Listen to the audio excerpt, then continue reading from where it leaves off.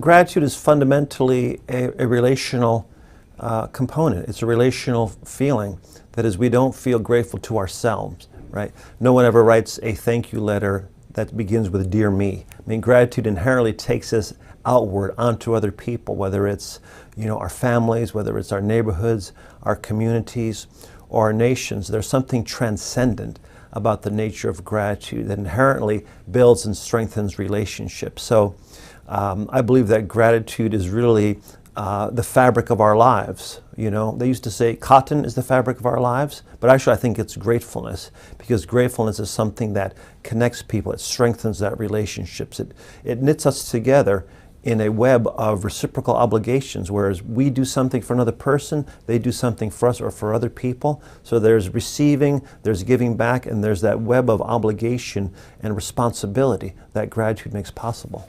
We can practice gratitude individually, of course. I mean, the only thing we can really have control over or change is our own mind, our own consciousness, right? There are so many factors and tendencies that tend to hijack our minds so that it's impossible to achieve contentment or well-being or happiness, which is what we all want. I mean, the desire for happiness is strong. It's built into who we are. It's part of our operating system. I mean, we're guaranteed the right to pursue happiness by our government.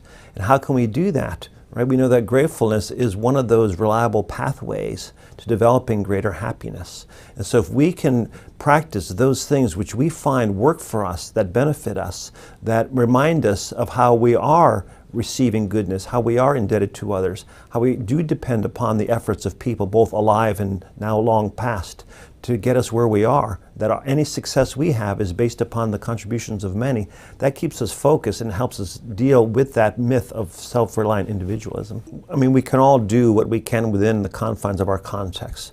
So whether it's within a family or a school if we're a teacher, or a business if we are a leader or a supervisor, or a healthcare environment if we are a administrator or a doctor, we can use our influence in ways in which we can influence our situation, those we work with, to express and explore more avenues for gratitude, because we believe it will make life better for ourselves and for those around us. So I think if we focus on the benefits of gratefulness, to show ways in which perhaps the absence of gratefulness, whether it's forgetfulness or ingratitude, is harmful, is in fact devastating for relationships, that relationships are ruined through a lack of gratefulness.